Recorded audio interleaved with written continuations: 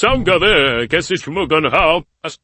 Pode botar fãs sobre como você vai emitir o atestado de antecedentes criminais ou a certidão de antecedentes criminais. Isso, particular de São Paulo, né? Então, a pedir de algum escapes.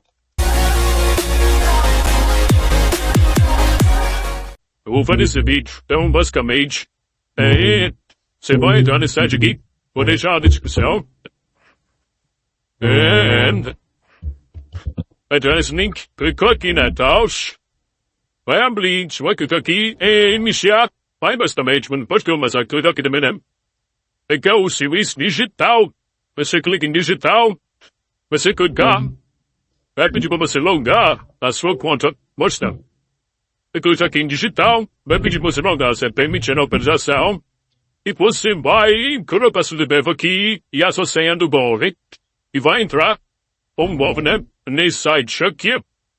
Próximo passo, né? Esse daqui, site de poupa tempo. sp.gov.br. Aqui nesse site. Vai ter essa opção, atestado de antecedentes criminais. Deve ser dito no Veja, o desisto e o F, que deve ser de São Paulo, né? Deve ser São Paulo aqui. Isso aqui, São Paulo. Deve ser São Paulo. É a data de nascimento. E avançar. E aí, provavelmente vai pedir alguma outra coisa. Você vai preenchendo. E aí você vai estar gerando. Depois você vai gerar a declaração. Também sempre, pessoal, um tutorial. Se você gostou do vídeo aí, deixa o like, se inscreve, né?